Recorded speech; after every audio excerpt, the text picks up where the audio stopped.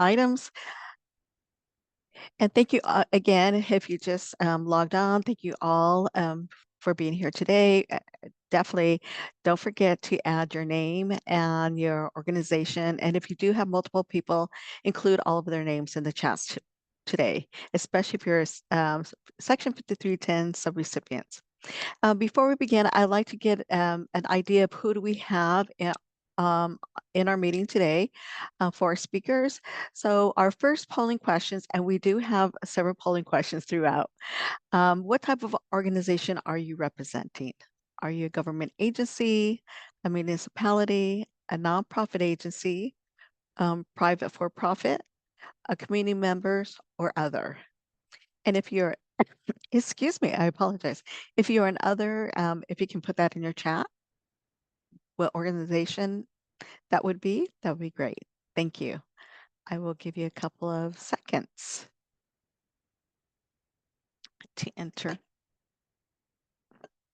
your response.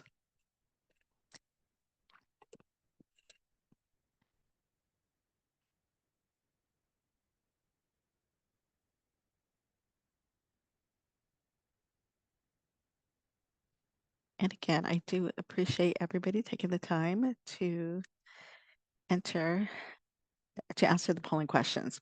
So by far we do have more than 70% are nonprofit agencies here today. We do have a couple of government agencies, thank you for attending, and municipalities. And we do have a couple of others. And I don't see what the others are, but if you're like MAG, we're kind of a quasi-governmental nonprofit agency, so we would be under the others. So thank you everybody for answering this polling questions. Next slide. So today on the agenda, we have a very full agenda for you today. We will have Valley Metro updates, City of Phoenix updates. We do have a presentation from United Fleet Management. We also have a presentation from the City of Phoenix on their accessible park. The agency spotlight is Hacienda Healthcare, and we will have some regional human services transportation updates and our sub-regional mobility managers updates. So there are a lot of updates and presentations. So before I begin, we have another polling question for you, and that is, do you or consumers use public transit? Please select all that apply. The one is I use bus or light rail. My agency consumer uses the bus or light rail. Or I use Ride or paratransit services, or my agency's consumers use Ride or paratransit services. And I will give you a couple of seconds. I used to say minutes, but then a minute is a long time when you're on a virtual meeting. I see a lot of people are shaking their heads. Yes, it is a very long time. So again, I greatly appreciate everybody answering our polling questions here today.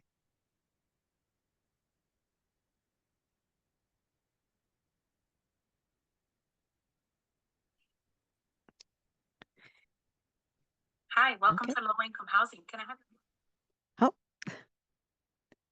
and that is a great reminder. Remember to mute your phones.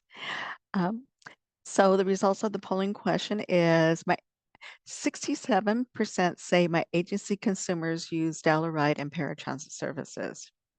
63 say my agency consumers uses bus or light rail. 22% of you use bus and light rail or Ride, and 4% use Ride or paratransit services. And this leads us into our next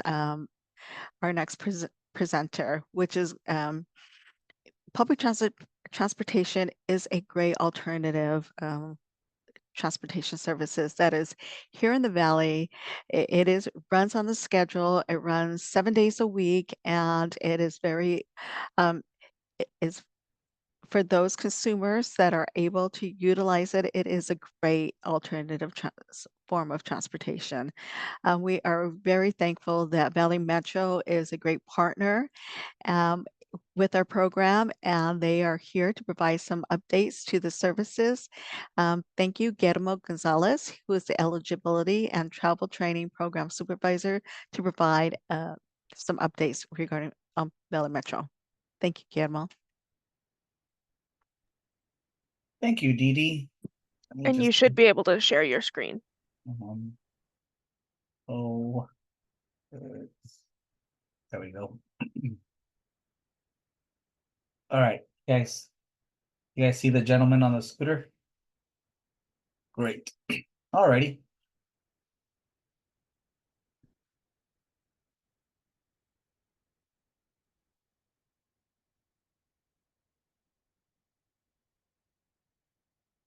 Okay, sorry about that. All right, let's get started. Valley Metro updates.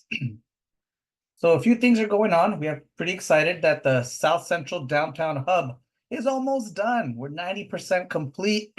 The 5 miles include 8 stations, 2 park and rides, and we're going to introduce the 2-line system through Downtown Hub in downtown Phoenix. What does that mean? Well, we're going to have a system going north and south and the other one going east and west. Also, the public art installations along South Central began in spring.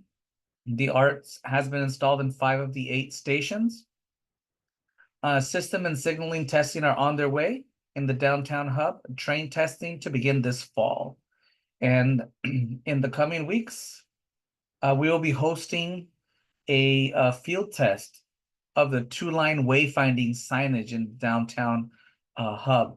A diverse group of riders, member cities, and others will be part of this focus group, and that's scheduled to open. The whole entire thing is scheduled to open in 2025, so we're getting closer. The Capitol extension was modified, and it will connect to the current light rail at 3rd Avenue in Washington and head west to 15th Avenue, looping back to reconnect to 3rd Avenue in Jefferson. This extension will include 2 stations, 4 platforms, and 9 installations of public art.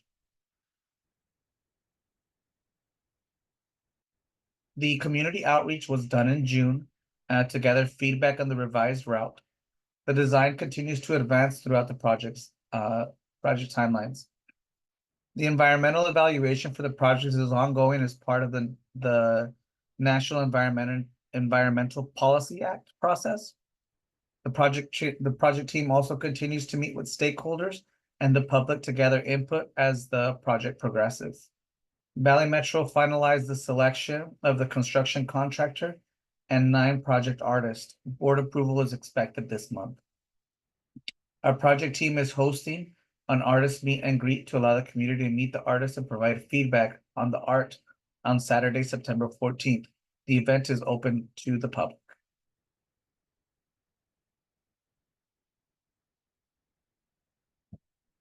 The I-10 extension will continue light rail from the state capital area for approximately 10 miles along Interstate 17. Along Interstate 17 and Interstate 10 to Desert Sky Transit Center at 79th Ave and Thomas Road. 8 stations, 3 park and rides will be part of this extension. Valley Metro has initiated the preliminary engineering phase.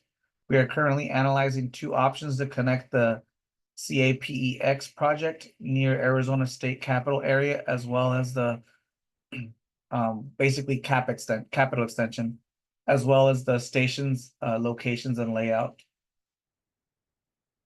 The adoption of locally preferred alternative approved route is expected in 2025. Stakeholders and public outreach plan is currently being developed.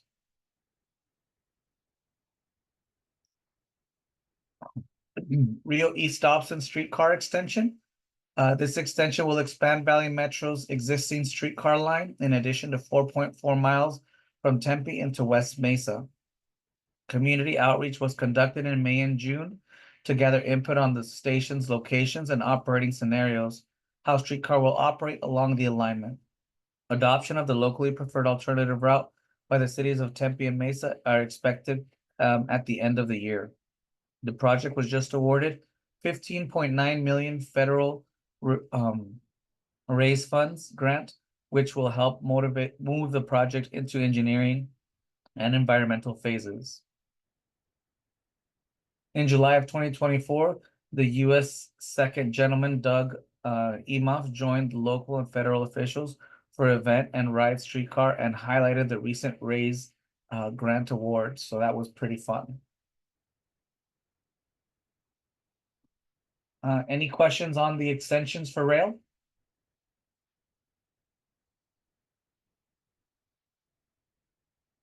Okay. If you do have any extensions, feel free to email me and I'll make sure you get in contact with the correct person. Fair Technology and Modernization Project. The project timeline is basically we launched a Valley Metro app, and then the last 2 years we've been installing Fare Reader installations, and we've been launching Smart Fare, which is currently operational. So one thing that I would like to let everybody know that if you have customers that you currently buy fare for, you're going to have to set up an account with us in order to continue to do that. If you do have customers that are using reduced fare, they're going to have to update their reduced fare card. They can do it online if they already have a reduced fare card. If they need a new one, depending if they are applying as through a disability, they need to go through the mobility center. If not, they can go through online and follow the steps there so they don't have to go anywhere, and we'll get one mailed out to them. This is also going to be introducing Smart Fare, which is an account-based system that allows riders to pay as they go. Also, a rider will never pay more than the minimum amount that they are required to. So for one day, a regular fared passenger would never pay more than $4. For a week, a regular paid passenger would never pay more than $28. And that moves on as it is. So the Smart Fare system the more you ride, the more you save. Just like I was mentioning right here, these are the weekly local maximums for 4, 20, and 64, and the reduced fare maximums as well. Riders have the ability to pay their fare through the Valley Metro app or a reloadable copper card that is going to be our fare system. We still will be accepting cash, but only for single rides.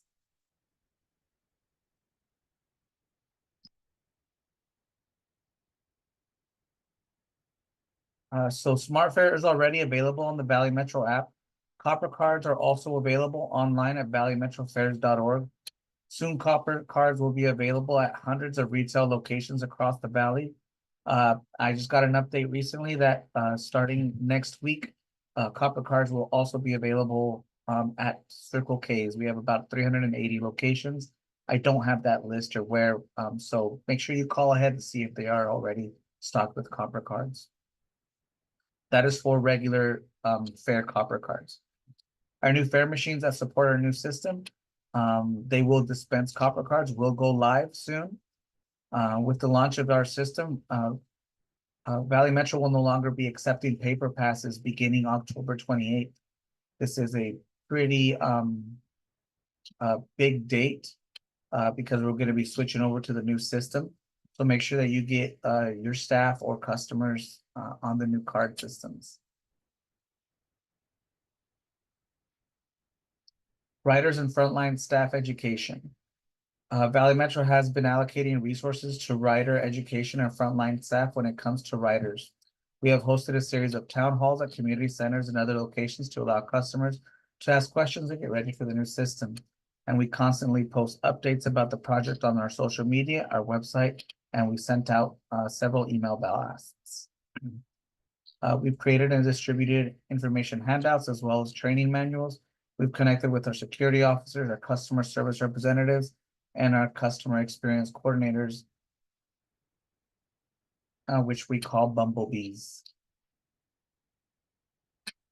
Upcoming outreach includes Valley Metro staff serving as fare educators and going on board buses and light rails to hand out information about our new fare system, as well as copper cards. We're going to be hosting pop-up events where we will issue copper cards and process credits for unused passes. I really recommend you attend one of these events because we'll be giving away copper cards for free. At the retailers, they are starting to charge $4 just for the card. So if you are able to get to one of these events, you'll be able to pick up a copper card for free. Any questions or comments? Okay, great.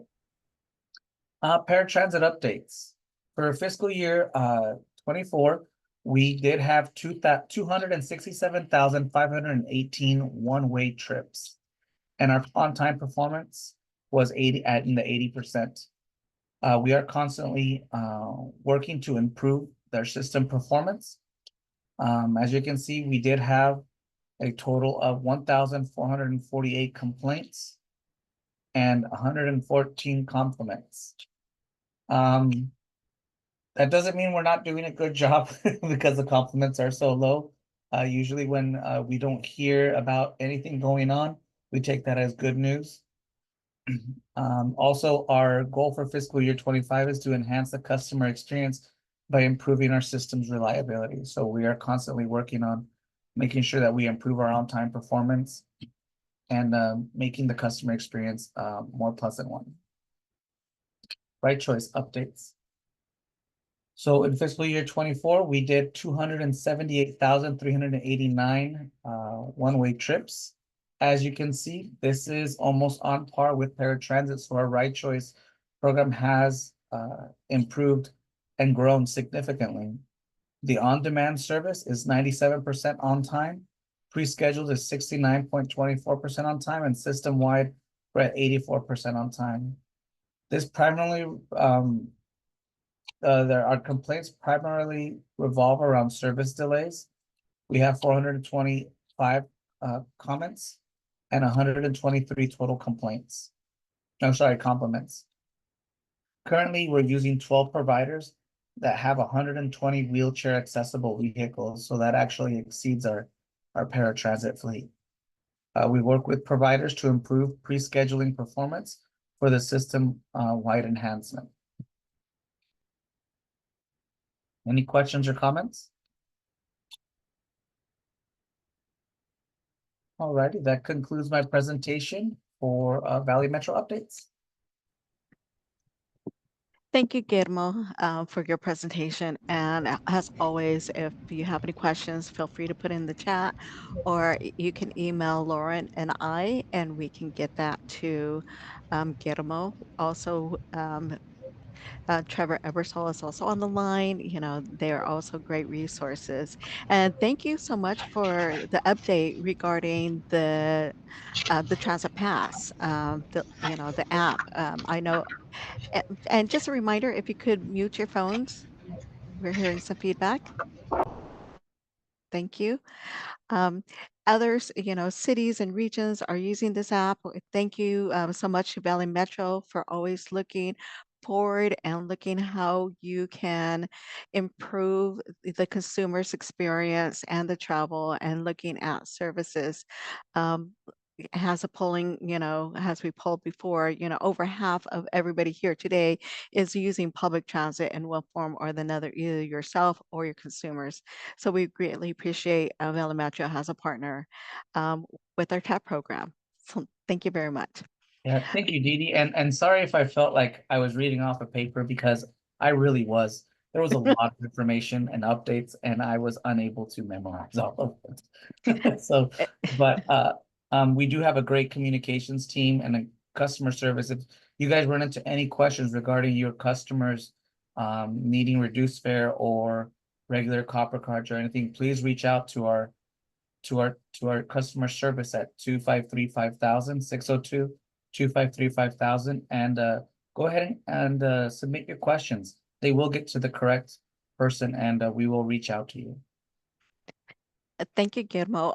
With that, and providing those numbers of the results, of the customer service and your reply to those, definitely they are the customer service is there to help and assist you, and they do. It is great that you do provide those numbers because you can show that they do respond and they do take all of the comments and feedback very seriously. So thank you so much for your presentation. Before we move on, and thank you for putting the customer service phone number in the chat. So it's there for you if you need it. So thank you, Guillermo and Valley Metro.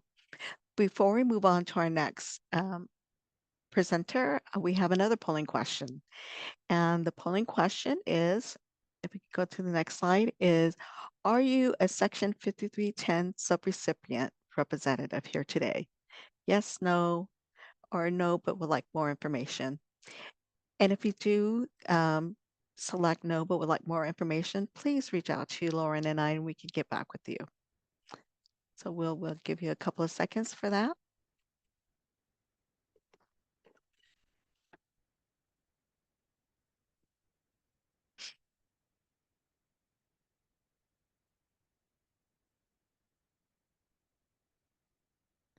And again, we greatly appreciate you answering our polling questions.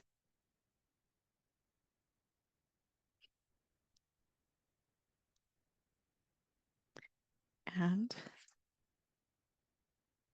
the result is 86% of you here today are Section 5310 subrecipients. So our next presenter is right up the alley, providing you some information regarding the Section 5310 program. I am very happy that we I would like, like now to introduce Stephanie Rangel from the City of Phoenix Public Transit Department, who is, they are our designated recipient who will provide updates on the Section 5310 program. Thank you, Stephanie. Thank you, Dee Dee, and thank you all for attending the meeting. Just a couple quick updates. I'm sure you're all aware that Wendy did retire at the end of July. And so if you do have any questions or any issues like that, please ensure that you send an email to the email address is section5310@phoenix.gov. Eleanor, could you type that in the chat for the Sure. attendees? And then the other thing is, I do believe most of you are receiving your vehicles from. Can you hear me? Yeah. Okay. So I believe most of you have been receiving your vehicles from the process that was done in January of 23 when you applied and stuff. We will be, I believe, starting new ordering as soon as we get Eleanor and I get everything situated. And I know that award letters went out, and I appreciate you getting them back to me. I believe we have them all. There might be one or two that we're missing, but we will contact you on an individual basis. And then another quick thing, I want to, the quarter or the year end reporting will be being sent out by Eleanor or myself, and it'll probably come from the section 5310@phoenix.gov mailbox in the coming weeks with a due date of October 15th. So if you could please watch that and return that information as needed to ensure that you're in compliance and can get any awarded funds in future years. And then we will be having a training for the milestone progress reporting and the maintenance and all that the beginning of September. I think it's September 5th or 12th. I can't remember. But anything, so that's pretty much all my updates. there's any questions, please don't hesitate to ask Lauren or Dee Dee, or send us an email and we'll get back with you. So if there's any questions, I'd be more than happy to take any. Thank you, Stephanie, for those updates, and Eleanor for continuing to work on the Section 5310 program. Again, as Stephanie did mention, and Wendy is no longer at Phoenix, but not very far. She is now she was now with MAG. Yes. There is a question. Are there any changes with the milestone progress report from previous years? There will be no changes, none whatsoever. Just if you got, additional funding or anything like that, you just have to report on that particular thing, but there are no changes. Okay, thank you. And again, if you could check and see if your mute is on, we're getting a little feedback from somebody, so that would be great. And we do have a hand raised. Okay. And Anthony, Antoinette, if you could unmute yourself. Thank you. Yeah. Oh, we can't hear you. Antoinette, we can't hear you.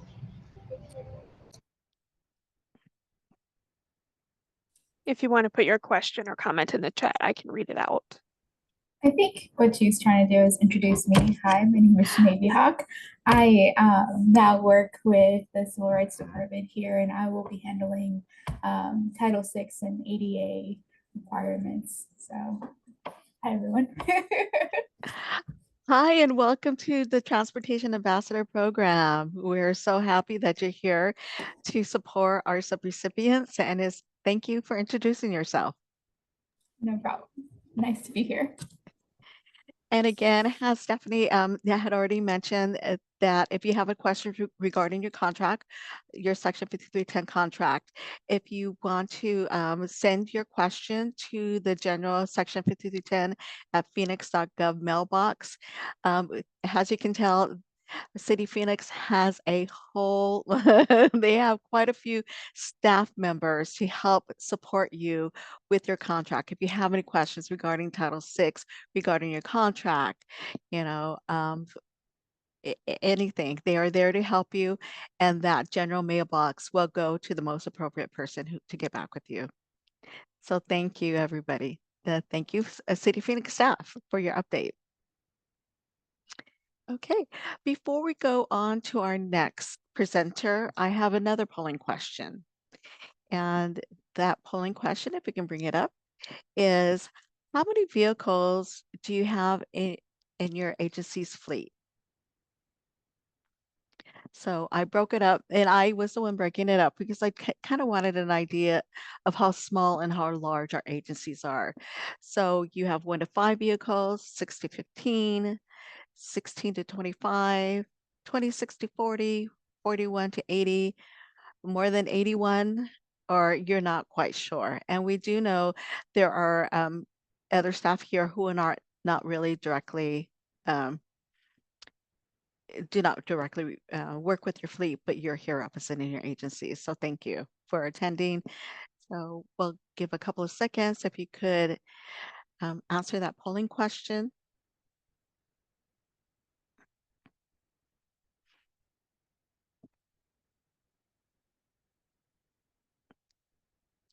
And I'm very interested to see what that is. Okay, so 20% of you say you have 6 to 15. 23 are really small, they're 1 to 5. And then next we have 17%, 16 to 25 in your fleet. And then we have 14% with very large fleets, 81 and more. 11% said you're not sure. And we do have 9% that have about 41 to 80. So thank you so much. I greatly appreciate you providing us that feedback. And that was very interesting to see that the high percentage is the 1 to 5 here, and then the next is 6 to 15. Okay, again, thank you for answering that. Our next presenter is from United Fleet, and we greatly appreciate you coming and providing some information. We have been talking about sharing vehicles, and I know from a past group uh, focus groups that we had, it's not as easy as people say. I know FTA, if you're Section 5310 subrecipients, that is the ultimate goal, is the sharing of vehicles. And so we broke it down to different categories of talking about how we can reach that goal. So we've talked about brokerages, the type of brokerages and what do we need to have in place to even start that discussion. And then we do have we talked about fleet management, and not everybody is on has the same fleet management. Some are still utilizing Excel spreadsheets, pencil and paper, some have apps. So I'm very excited here today um, for United Fleet Management to talk about the resources that they have and provide some information regarding fleet management. So I'd like to introduce now Carl and Jean Brown for Copper State United Fleet Management. Thank you.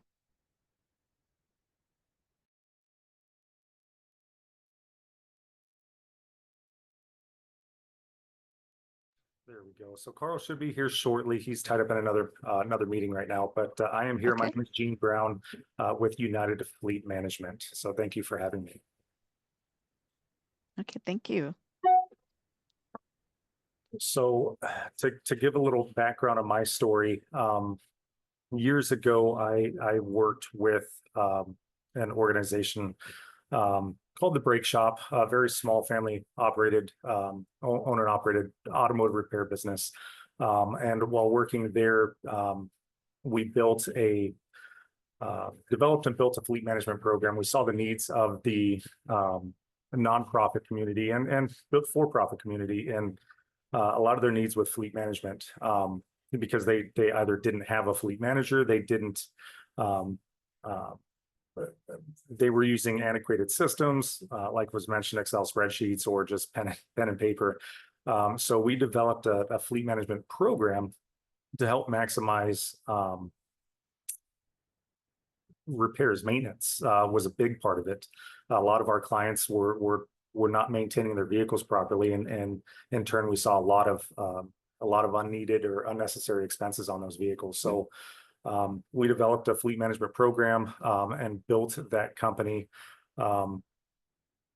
Fast forward to about April of 23. So last year, myself, I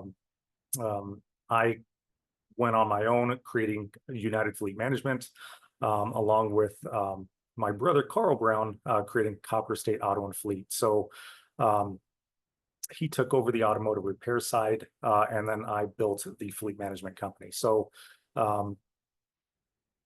seeing the need for the nonprofit and other state agencies and what we've been able to accomplish, it's been an awesome journey, and we're excited to continue partnering and building new relationships to try to whether we partner directly with an organization to manage their fleet, or we just provide useful resources for them to help them manage their own. So yeah, nice to meet everybody.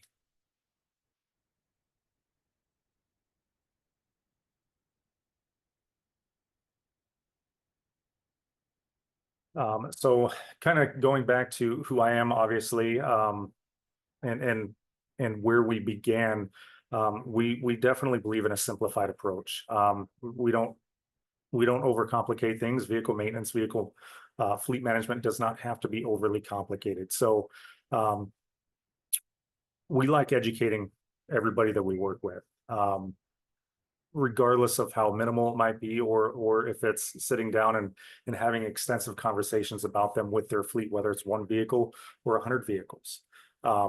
Being able to understand and look at their fleet and see, okay, what areas are lacking, where can we improve, and how do we really maximize the monies allocated, because unnecessary or unseen or unforeseen vehicle repairs can really have a detrimental effect on the organization. We understand everyone works on budgets, and so maintaining those budgets and trying to stay ahead of the game with maintenance and foreseeing repairs down the road. So not everything's an emergency, not everything has to be fixed right now, but down the road, and let's budget for that. So that's kind of what we believe, and it's been working very well for us. So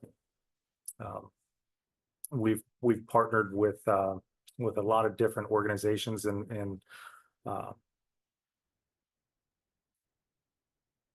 the parts suppliers, manufacturers, the dealership, and we partner with them to minimize that downtime as well when these repairs come up. So we stock a lot of parts in house now, all the common failures. So we really have tried to be as efficient as possible with the needs of your organization as we possibly can. We understand going to the dealer, in which we have a very great relationship with. We understand downtimes there can be several months at times. So we try to keep it 24 to 48 hours depending on repair. But so some of the things that we do, and this is just a high level overview of what we do and how we do it. So GPS and telematics. So if whether you have a fleet of one vehicle or 100, GPS, I highly recommend, because you might not know where that vehicle is all the time, or how your drivers are driving, what they're doing, when you're not there. So you kind of put your trust in your employees, which is always a good thing to do, but you always want to have that extra level of assurance that everybody is doing what they should be. So GPS tracking the vehicles, knowing where they're at, how fast they're going, how hard they're driving. Are they driving it like a race car from stoplight to stoplight? There's a lot of useful information that we get from GPS that we send our clients in reports. And these reports tell you, okay, these vehicles had 15 different violations for speed. The majority of them happened on surface streets or freeways, or however, whatever the data shows is what we provide. So we use data in just about everything we do. And we use that data for decision making for you. So and we provide our feedback to you to make sure that you understand how your fleet is going. So vehicle tracking, we've ran across multiple organizations that we've worked with where the employees aren't necessarily where they should be, or they're sitting idling in locations that they shouldn't be at, or they're not they're just not doing what they should be doing. So these tools, these opportunities, we can set up alerts, so you will get a text message or an email or a phone call from myself or Carl stating, hey, this is what's going on. This is what we're seeing right now. Are you aware of this? So we try to always keep you updated and provide all that information to you. So again, you know what's going on with your fleet. And in turn, that saves and fuel costs, vehicle maintenance, repairs, accident prevention. There's a lot of information that we can provide that really helps your organization in the long run. So, and part of that, as I talked about, maintenance and repairs.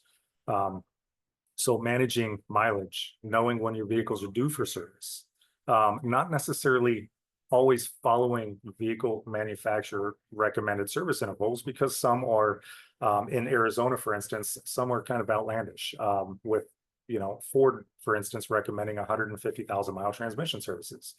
That might be okay in Michigan, but in Arizona, which is a severe climate state, we recommend typically every 40 to 50,000 miles. So knowing and understanding the climate that we're in, and how these vehicles and components in the vehicle react to the heat that we're in, can save an organization a lot of money and a lot of downtime and repairs. So, and Carl did just show up. I don't know if you saw him walk by, but Carl is here. And if you would like to step on in. Absolutely. And introduce yourself. Grab a chair.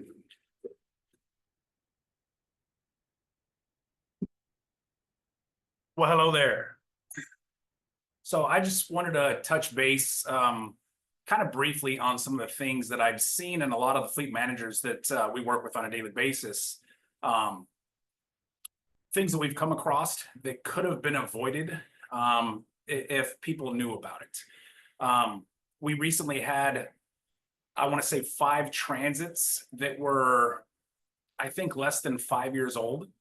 That the wheelchair lift was actually pulling out of the ground, out of the floor of the van that is bolted to. And that's because when they were installed, there was no reinforcements under there. So they were literally just bolted to sheet metal. And you could see the whole sheet metal floor of the van was cracking.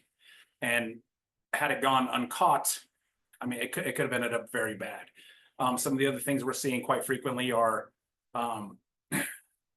clients that have what might appear to be a minor leak in a bus.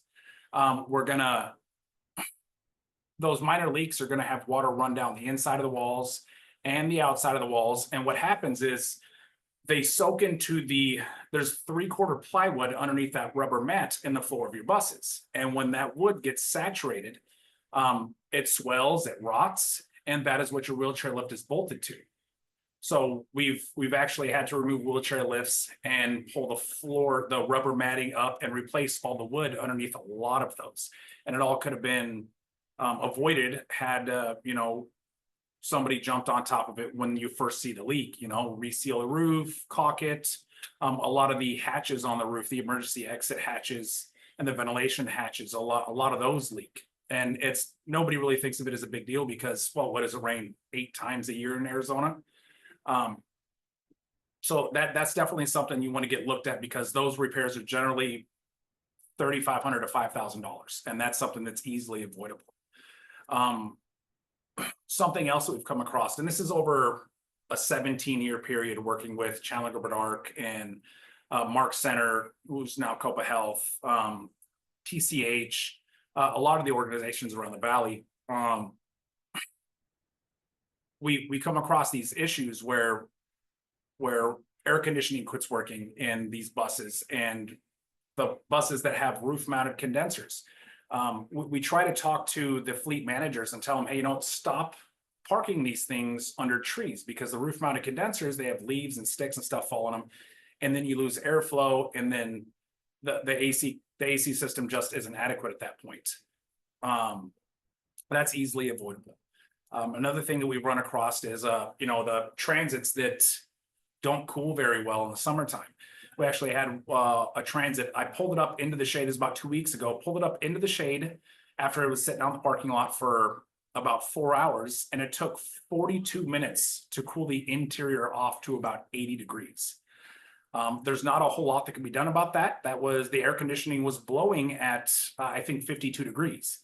But the volume of area inside the transit is so great, and the heat load is so much because of all the windows that there's not a whole lot you can do about it. And for those, what we've been recommending is look at ceramic tinting your windows because the ceramic blocks a lot of the heat load.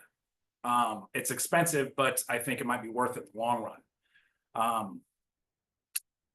The last thing that I wanted to touch on was in the buses, what we've been seeing over the years. There's no insulation between the interior and exterior walls, so the heat load's great in there. And then when you have a bus that has like an ACC or a carrier air conditioning unit that's in the very back of the bus blowing from the back to the front, when you pull that apart, there's literally nothing in there. So you can stick your hand back up behind the evaporator, which turns into your ice cube to give you the cold air. It's literally ambient air behind there. So what we've been doing is trying to insulate as much of that as we can to get the temperatures down, because they're not, anybody who's jumped in a bus that's been sitting in the sun for the last 5-6 hours knows that it doesn't adequately cool down.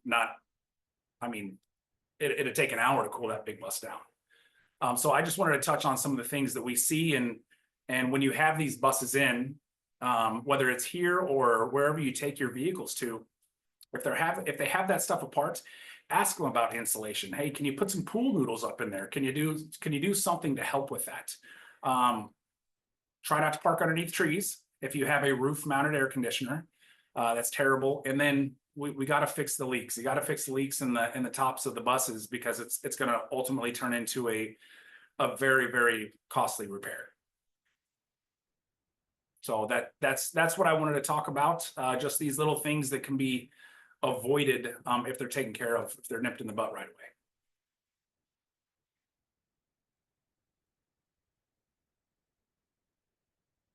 Is that the end of ours? No. Oh, there we go. Okay. So we have been partnering with a lot of organizations throughout the years. One recently that we've partnered with is Model One. I'm sure you all are familiar with Model One. They are the dealership that you get most of these buses from. So we've been partnering with them, completing the pre-delivery inspections for all of the new buses. So there is a very high probability that that we have performed the pre-delivery inspection on your vehicle prior to you receiving it from the manufacturer, or from the dealership rather. So we've been partnering with them. We're partnering with them to help alleviate their workload and create a better system to have faster turnaround time. So we meet with them periodically to work on turnaround times, because like I said before, a lot of times when you take your vehicles to the dealership, it could be a 2-month, 2-3 month wait to get your vehicle repaired. So part of what we have done is understanding that that need, and the need that the dealer has changed how they operate.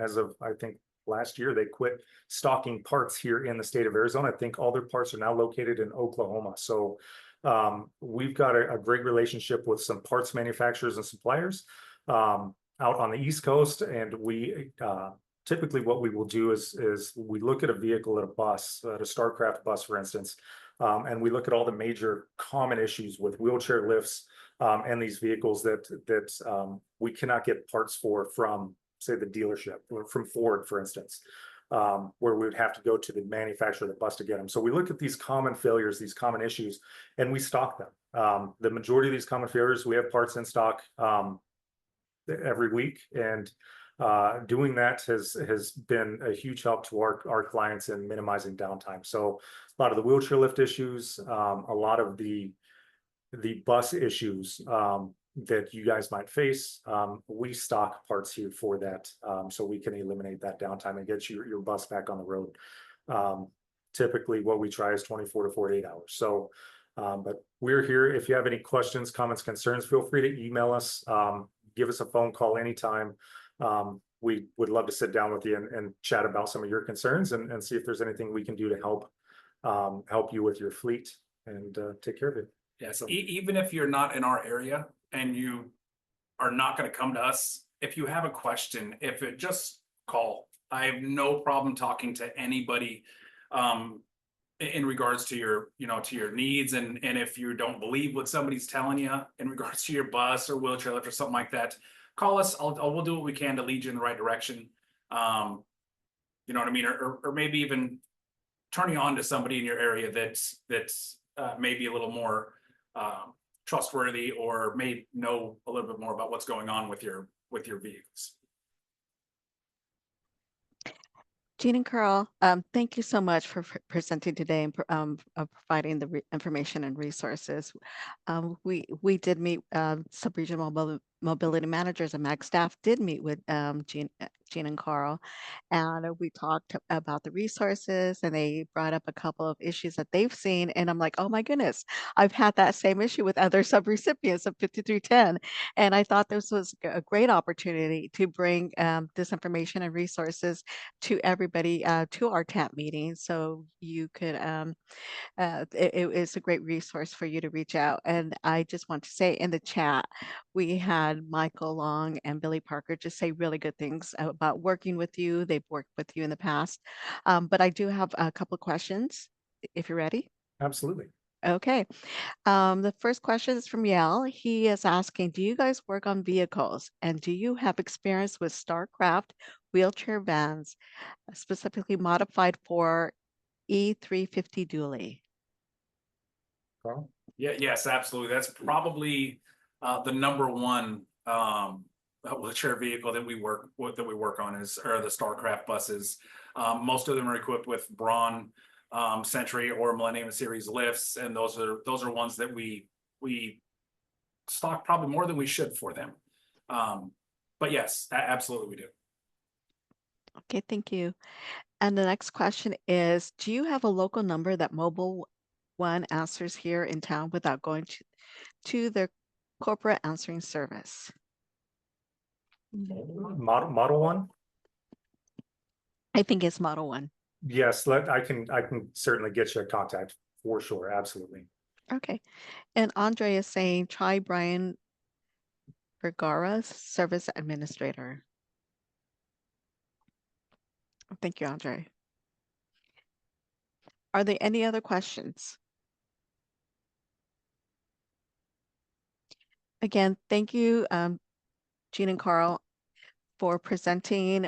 Again, this is really great information for our Section 5310 subrecipients because has acquiring federal assets, which is a lot of the vehicles that you own right now, is they really emphasize of keeping your vehicles in good repair.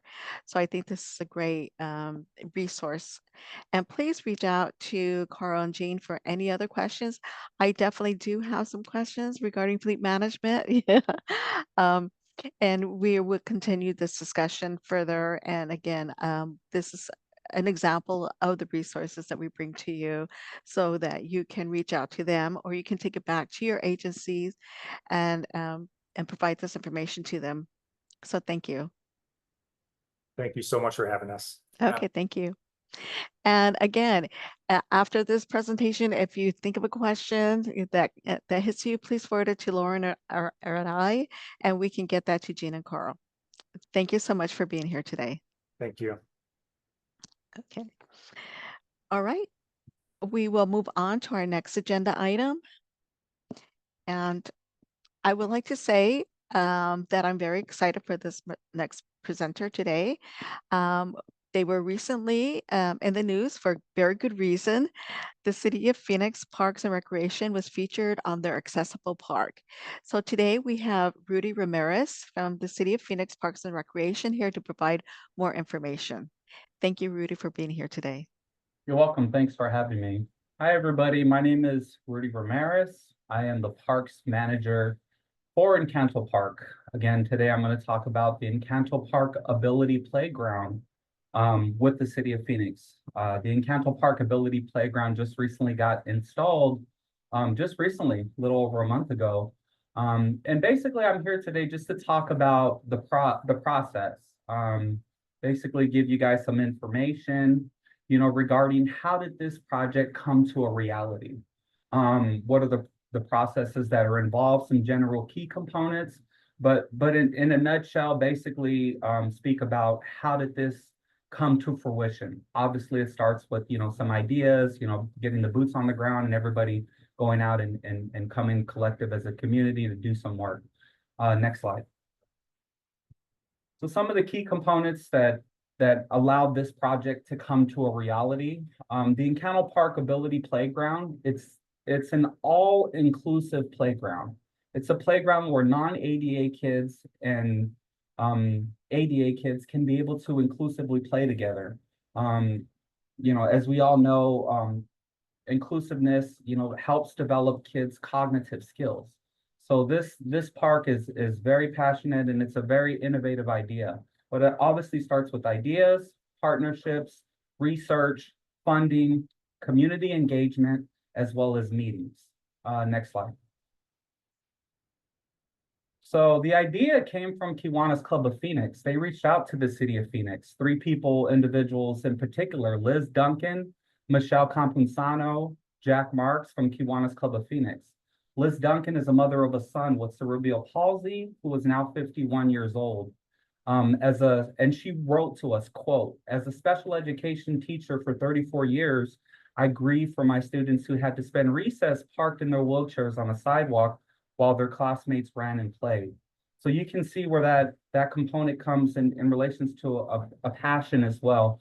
The city of Phoenix we thrive on innovativeness as well as moving forward with motivation in relations to passion as well. The Kiwanis Club of Phoenix proposed a passion project planning committee to create an all-inclusive playground. When they did that, they developed partnerships with Landscape Structures, which is Exerplay, to design a specific all-inclusive layout schematics, and then they brought it to the city of Phoenix so we can be able to review and see if this is something we can be able to do and offer to the public. FYI, at the end of this meeting, I'm going to have my information and I will provide everybody's information if you reach out to me in relations to partnering with Kiwanis Club of Phoenix. I already got the green light from Jack Marks and Liz Duncan, and they're more than willing to partner with anyone looking to do some work or create those networking, developing those friendly relationships, as well as Landscape Structures. FYI, Landscape Structures for organizations and nonprofit organizations as well, they're more than willing to go out to your company and do workshops. They do free workshops, and this is a tidbit, you didn't hear it from me, but they'll also provide lunch to the employees or the nonprofit volunteers or whoever wants to be a part of this inclusive workshops. Landscape Structures, it's specifically for playgrounds. So if you guys reach out to me, I'll point you in the right direction, but they are more than willing to do workshops for free, and they do offer lunch. Next slide. Partnerships. So some of the partnerships that were involved obviously was Kiwanis Club of Phoenix, Landscape Structures, which is Exerplay, neighborhood organizations. Encanto Park is a district park. It's district council number 4. And those neighborhood organizations, they're heavily involved in the park. They reach out to us, they come with ideas, and if there's something they don't like, they will push forward on not moving forward with something. So definitely very important to develop those partnerships with the neighborhood organizations. This way they can come back to us and be on board and put their boots on the ground and obviously help out with some of the funding, some of the getting the information all across the board, whether it's through social media, via emails or anything like that. Anod Services is another sub-partner with Kiwanis Club of Phoenix that also helped us. They put their boots on the ground and they did some work in relations to finding donations, doing events, funding, and coming up with innovative ideas for the schematics of the playground as well. Obviously, City of Phoenix Parks and Recreation Department, which is us, of course. We looked into our budget. We saw where the money can be allocated to be able to move forward with something like this. But here's another important one, and Jack Marks from Kiwanis Club in Phoenix noted it to me as well. City Council District 4, having them on your back to be able to move forward with something like this, since this project is going to be implemented into a public space, having them give you the green light and signing off and giving your blessings is very important as well. So attending those meetings, reaching out to City Council, but from my experience, what I know is City Council is going to want those fact findings. They're going to want that research, and they're going to want you to come with them with some valuable information, while attending those meetings. Next slide. So the research, Kiwanis Club of Phoenix, they reached out to the school districts at first, and after that, the City of Phoenix and obviously ultimately considered Encanto Park. So the school administrations, they were definitely on board with an innovative idea like this, but they did have concerns about the security component as well as the accessibility for all play users. The accessibility for all play users, which is why they reached out to the City of Phoenix, because the school administrations, obviously, it's only going to be catered towards those kids who specifically go to that school. So, it was a good idea, but definitely very, very happy that the school administrations obviously referred to a public space. In return, City of Phoenix Parks Department, we did some research and we found that our city parks does not have an all-inclusive playground in the city. This is the first one ever in which ADA and non-ADA can be able to play inclusively together. And also we did some research, and Encanto Park identified to the Parks Development team in the City of Phoenix that this existing playground that we currently had is on a 5-year plan to be renovated. So kudos and shout out to my supervisor who identified that, Julie Ebersol. Yeah, really appreciative. Next slide.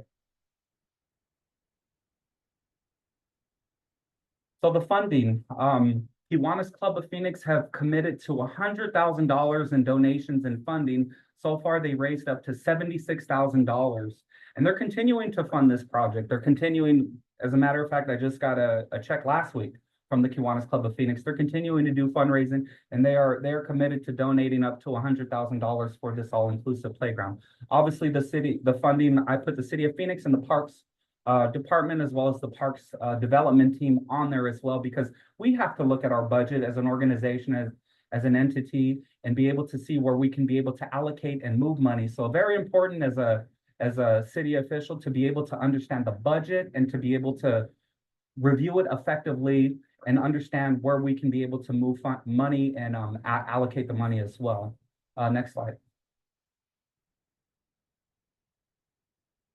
So obviously community engagement, having the community on board, they're definitely well in favor of an innovative playground, but they did have some comments and requests in relations to the colors. So we conducted 2 on-site surveys at Encanto Park where our city officials were out there all day reaching out to the community, giving them those 3 options in relations to the playgrounds and which one they liked. As well, sending community notifications out via email, social media, as well as Council District 4 sent out newsletters with QR codes in relations to donations and funding. Next slide. Having meetings is very important. City of Phoenix held monthly meetings for 1 year with Kiwanis Club of Phoenix to discuss the current updates for the month.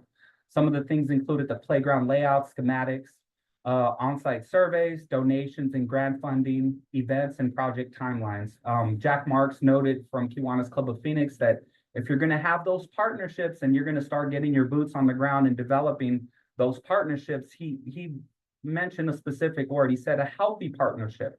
This way you can create dialogue with groups for research and to be able to provide that funding, but give yourself some time.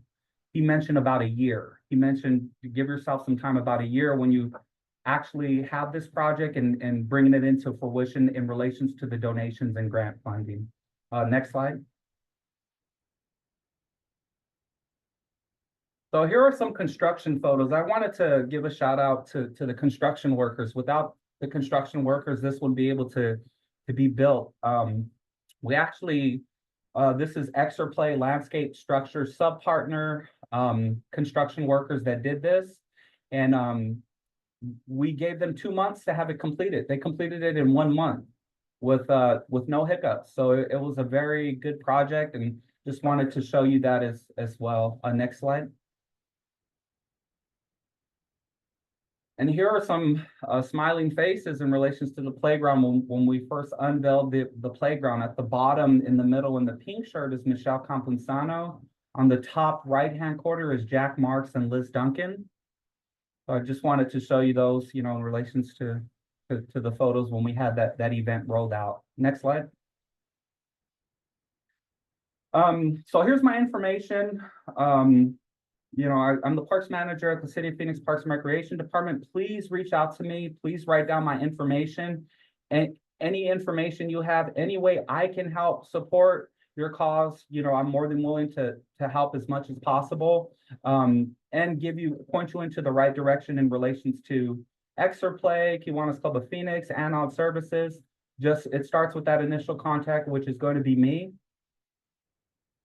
And last but not least, I wanted to save this video to be able to show you the finished product. So Lauren, if you will be so kind, put the video up to be able to show the participants the final product, please.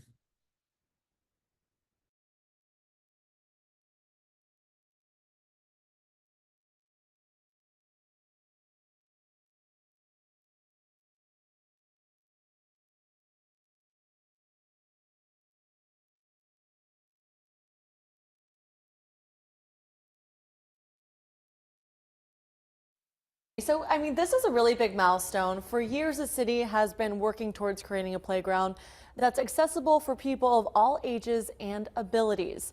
From swings and slides to sensory play areas, It's designed for everyone. Upper arm at least. Yes, come on, Doug. Pull Doug. No matter what your ability is, you can play. And I love that. It's what it's all about. Today was a big day for Douglas Duncan. For the first time ever, he got to go on a playground fit for him. Growing up where I could see it, but I could never play. I was like on the field watching. And it's like, watching is not fun. There's no division. It's like, I can play, everyone else can play. It's here at Encanto Park. Everyone can have some fun, no matter your size or ability. If you ask what features are ADA accessible at this park or this space, they all are. And that's what's amazing opportunity to say that. Planning to create a more inclusive community with this playground has been a labor of love for more than 2 years. Just like our community, everybody's a part of our community, and with many different voices, but all the voices then can be heard together as a collective. There are swings and slides, spinners, social spaces, and sensory play areas. This communications board sign is for nonverbal, speech-challenged, and early learners, helping them communicate with friends and caregivers. The hope is this new park will inspire other cities to create more spaces like this for neighbors like Doug. It's one of those things that I never thought it would have happened, but it did. So here we are. I mean, it's one of those things I've waited for a long time. Just to hear him say, I always had to watch. I never got to play. I know. Oh, heartbreaking and happy. It's a playground for him, which is great. Amazing. For everyone. Yeah, right? for everyone. The Kiwanis Club, they got involved too, huh? Yeah, they did get involved. They donated nearly $72,000. Wow. So that was really a huge chunk of what helped really make this playground what it is. The first in Phoenix. So it's a really big milestone, as I said earlier. Yes. Super big news. And then actually tomorrow, if you didn't have a chance to check out the park today, there is a community gathering, and that's from 9 to noon. I bet 9 a.m. will be lovely out there. Not too hot before we get into the, you know, over 100 degrees or so. So if you want to go, maybe start early. Yeah, Encanto Park. How cool. And that place is awesome. I know, it's beautiful. I was there for the first time, and I loved it, and obviously a great addition. Unbelievable. About time and very exciting. Michaela, thank you. Great story there. Thank you, Jamie. Como hijos de inmigrantes, siempre. Alrighty, that's all I have. If you have any questions, I'll be more than happy to answer. Thank you, Rudy. And that exactly was the clip that I saw. I am so excited. I would love to take a family member out there when the weather does cool down a little bit. This is awesome. And this is such a great example of the partnerships of different factors coming together. And that's what we hope to achieve here at TAP. Not only do we have subrecipients, as you saw earlier, we do have government agencies, municipalities, you know, and other representatives joining in on our TAP meetings here today. So there's such a great example of what, you know, a determined person can do. And this kind of follows to what the agencies that we have here today. They're not transportation agencies. They are providing services to the population of older adults and persons with disability. And like Ms. Duncan, they saw a need that they needed to provide another alternative transportation for the consumers to get to their services. So this is such a great example. And Rudy, we greatly appreciate you being here today and of sharing the resources for landscaping. So let me go ahead and get to some of the questions I have. I do have one question. Is the Encanto Park similar to the Telephone Pioneer Park in Phoenix off of 19th Avenue and Bell? Great question. The playground, you know, there are some components that are ADA accessible, but in Encanto Park, we have over 1,000 trees. We have a lake, which we call a lagoon.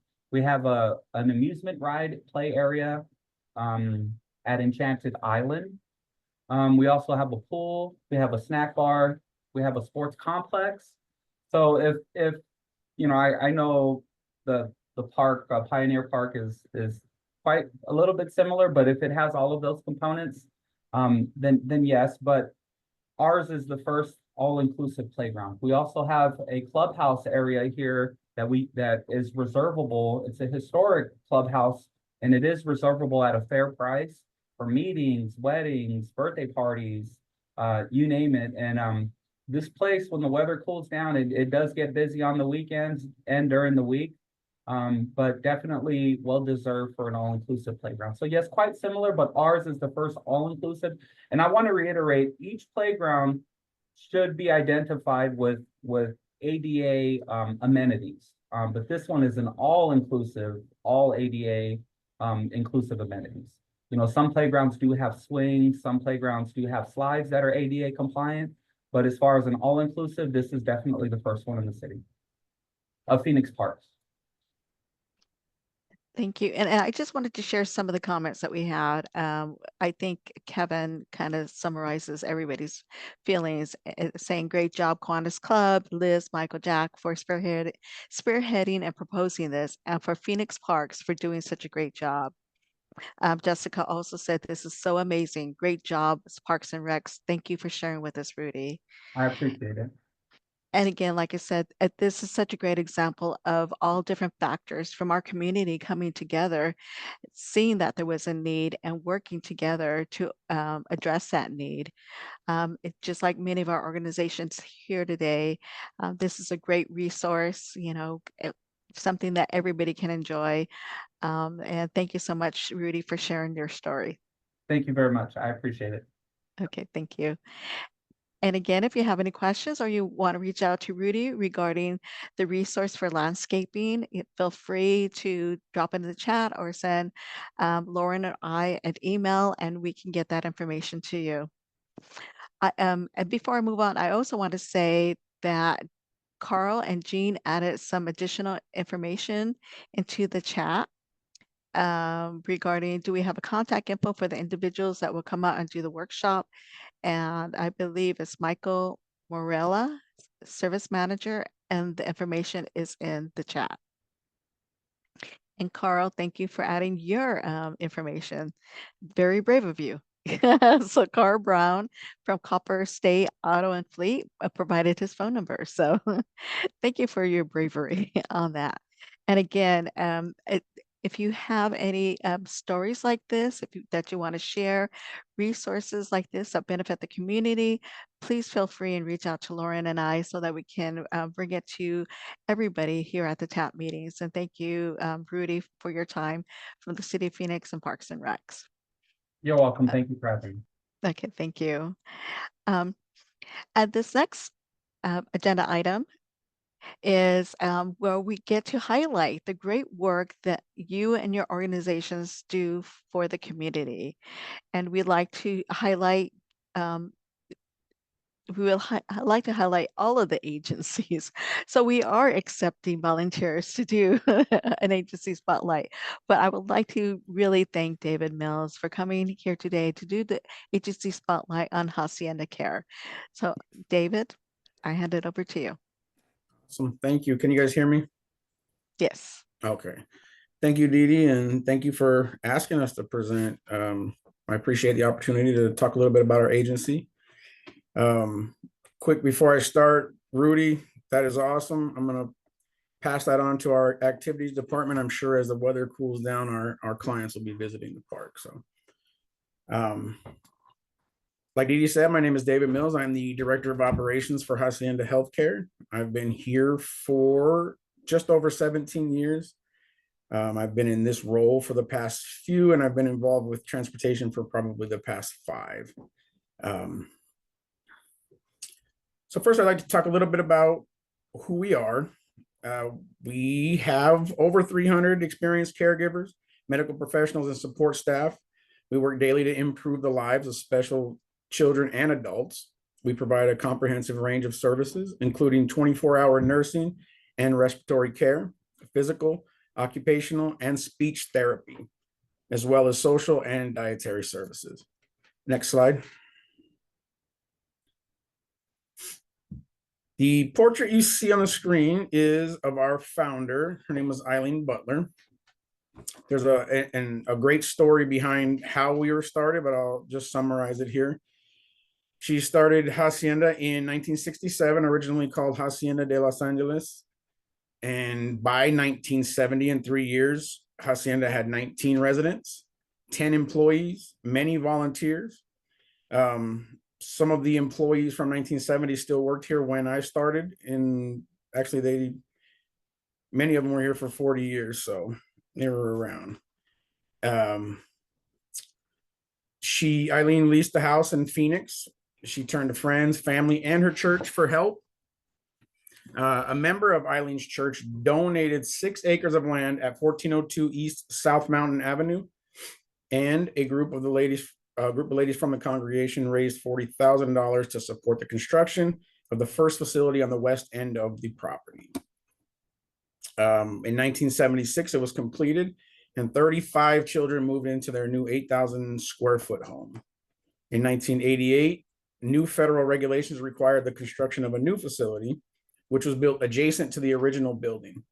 These 2 buildings became one of Arizona's first certified intermediate care facilities for individuals with intellectual disabilities. If you're not aware what that is, we'll talk about that in a minute.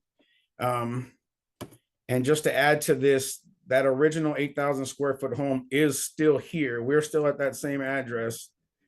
Of course, over the years, we've added on to it and remodeled.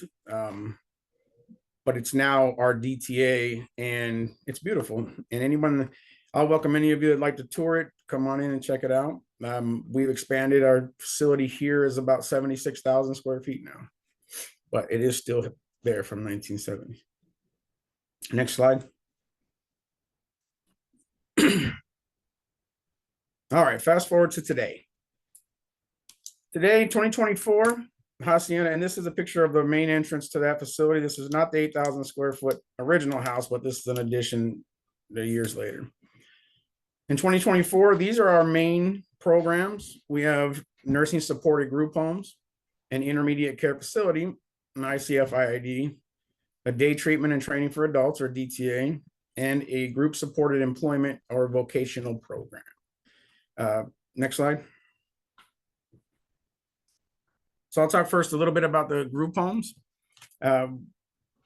Hacienda's group homes provide a culture of dignity, respect, genuine care, and compassion in the least restrictive environment available. We take a lot of time and effort in remodeling and making our homes ADA compliant and accessible, and tailoring it to the needs of the members that we serve. Next slide. We encourage our members to be active and to participate in daily programs, activities, and outings. Hacienda has 5 group homes across the valley. They're all nursing supported group homes. They're located in South Phoenix, North Phoenix, and Chandler. And our members range from pediatrics, young kids, to older members as well. Next slide, please. I'm going to talk a little bit about our intermediate care facility. So our main campus, the majority of it is allocated to this program. This is the original program. Our intermediate care facility, or our ICF-IID, which is an intermediate care facility for individuals with intellectual disabilities, where we provide residential care for individuals unable to live independently, who also benefit from a structured communal setting alongside peers and professionals. Next slide. So at Hacienda, we believe that individuals with intellectual disabilities who can't live at home or in a group home deserve to live in a setting that provides a home-like environment where they can learn, grow, and thrive. Hacienda's ICF offers high-quality care around the clock in a secure setting. Our goal is to make the ICF home.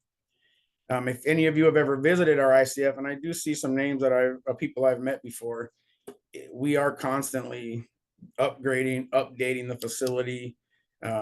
It's beautiful. We get a lot of comments and compliments from different surveyors, and it's a beautiful place, and we do it for our clients so they can call it home. We have members who have been at our ICF for 30 plus years that we've served them. So it's an excellent place. Again, I would welcome anyone to come out and take a tour if you wouldn't if you would like to. So next slide, please. Hacienda offers our residents active treatment. So ICFs are, the foundation of an ICF is active treatment. So I'll run through the definition real quick. It's kind of a mouthful, so forgive me if I mess it up. Active treatment is the continuous, aggressive, consistent implementation of a program of habilitation, specialized and generic training, treatment, health services, and related services directed toward the acquisition or maintenance of the behaviors necessary for the individual to function with as much self-determination and independence as possible. I made it through it.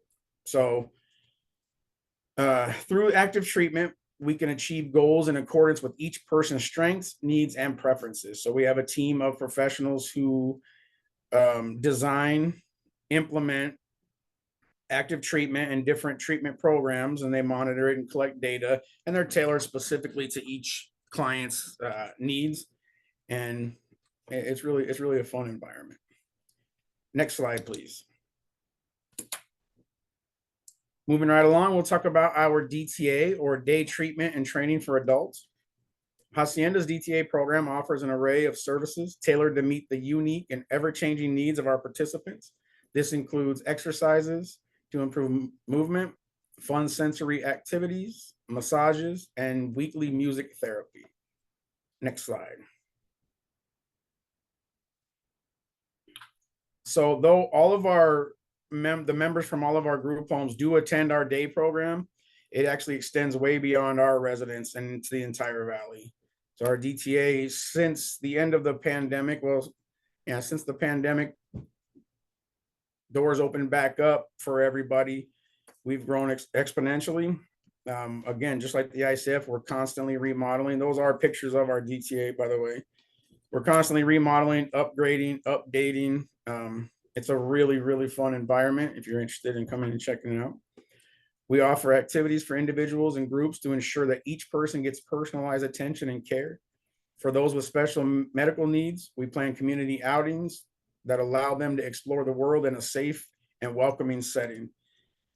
Hence my comment at the beginning, we will be utilizing the park. So we're actually right next door to Circle K Park, which the clients go out to a lot, but that will be nice to check out the new accessible playgrounds. Next slide, please. And that brings us to our group-supported employment or vocational training program.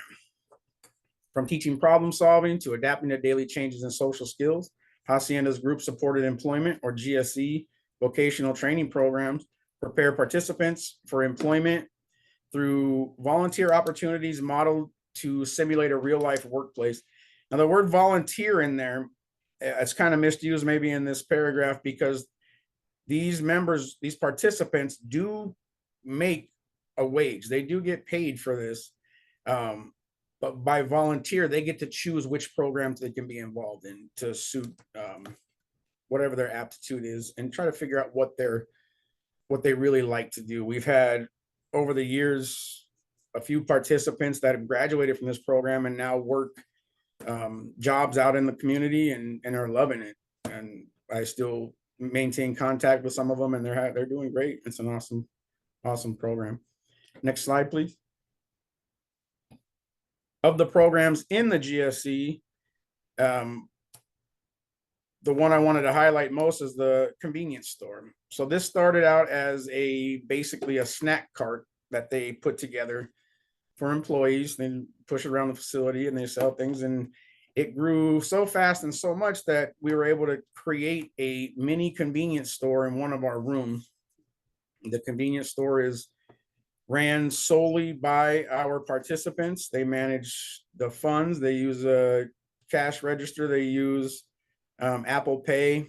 They track inventory and stock, and take surveys to see what other items they can put in. It's a really good learning environment, and it's growing so much that we will probably be expanding it into an even bigger program moving forward within the next year. So yeah, I just wanted to speak about that one. Next slide, please. All right, moving on to why we're here, transportation.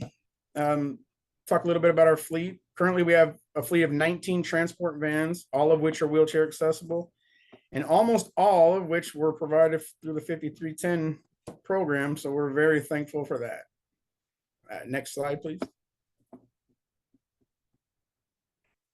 We transport the ICF and the group home members to and from appointments and to and from our day treatment program, and to general activity outings like home visits, going to the movies, going to the mall to shop, things like that. Next slide, please. We do also provide transportation for our GSE or group supported employment program members to travel to and from their vocational training and to their jobs. This allows individuals who otherwise would not be able to participate to learn new skills and gain confidence. It also helps them gain independence while earning a wage and helping to make a difference in the lives of our other members and the community.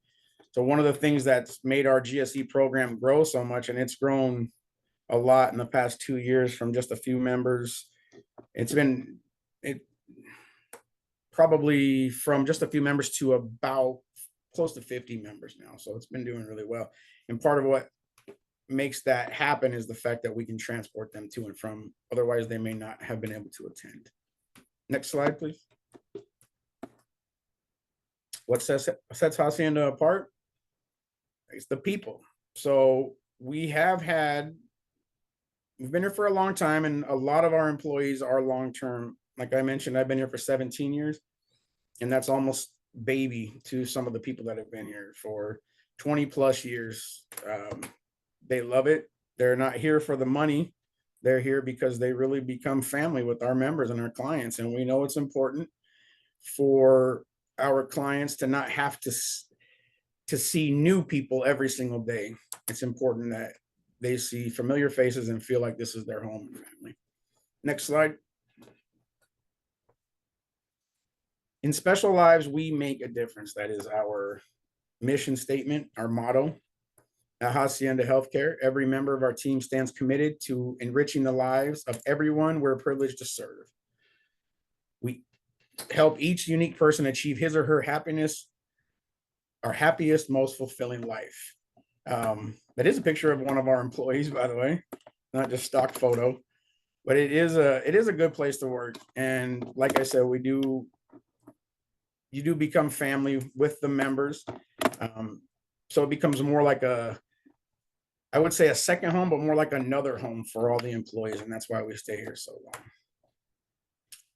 And next slide. And that's going to do it for me. I want to say thank you to Mag and everybody else for sticking around and listening to my presentation. Again, if anybody's interested, you're more than welcome to tour Hacienda and see what we have going on here. It's an excellent place to be. Thank you to Dee Dee, and thank you to the City of Phoenix and the 5310 program as well. Thank you, David, for your presentation. Does anybody have any questions? And I just want to say, this is the highlight of doing our TAP meetings.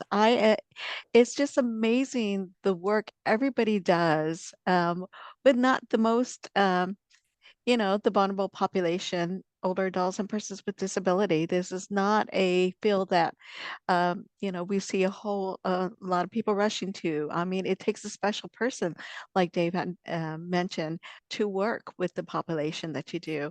And this is a highlight. And I greatly appreciate everybody who's presented, Hacienda, and everybody who's presented in the past. This is such great work that you do. You guys are the ones on the front line. And like I said before, we know you are not a transit agency, but you're doing transportation for your consumers to get to your programs. But it's such amazing work. And I definitely will take you up on scheduling the tour. I mean, it looks beautiful. Please do. Please come through and give you a tour. I can show you where the original building was and what we've done to it over the years. And yeah, I know I have a lot of history of this place, so I'm willing to share it with anyone that's willing to listen. Thank you so much. And again, like I said, I will wait until we dip a little before 100 degrees. So in a couple months, I'll see you in a couple I months. know. I know. I can't believe it's going on so long. So again, thank you. This is the highlight of my TAP meetings, is to see all the great work everybody is doing. So thank you so much. And again, we will be, we have a next TAP meeting in November, so we are looking for volunteers. So if you want to highlight your agency and share the good work that you do, please feel free to reach out to me, myself, or Lauren. So thank you. Before we move on to our next item and doing regional human services updates, I have another polling question. So what type of drivers are hired at your agency? Are they dedicated paid drivers? Um, do they do split shifts, their staff and drivers? Or do you utilize volunteer drivers? Or are they split volunteers? You use volunteers and paid drivers, or you're not sure. And again, we know that some of you may not be in your transportation division, so feel free to say not sure.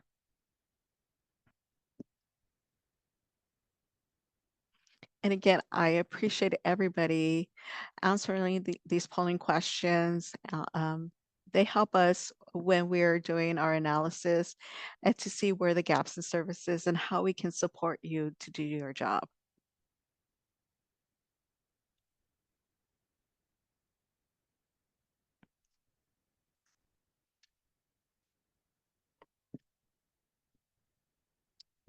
Then grab the results soon.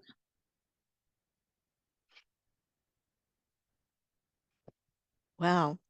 60% say, wow, okay, are split staff and drivers.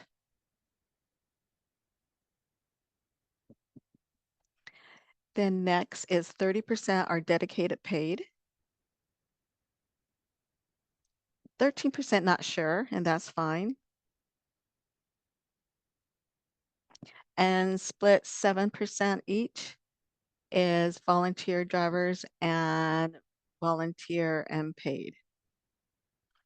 Thank you so much for answering these questions. We greatly appreciate it. And I would like, our next agenda item is going into our regional updates, and which is me. So thank you all for staying on as I do my updates. Next slide, please. And I just wanted to give you a TAP recognition program. We still have our TAP recognition program. Unfortunately, for this quarter, we did not have a nominations, next slide, for years of service. And years of service, it doesn't have to be just drivers. It can be any staff. Um, and as you just heard from Dave, that it and from Rudy, it takes everybody coming together to provide the services to the community. It's just not one single person. And we would like to recognize those people providing the much needed services and programs you have. So years of service is open to everybody. But we also want to recognize the drivers. So we do have the driver of the quarter. Um, and those are drivers that your drivers go beyond, above and beyond providing services. I hear stories, of, and Dave had mentioned that the consumer likes to see that familiar face. They don't like to see new faces.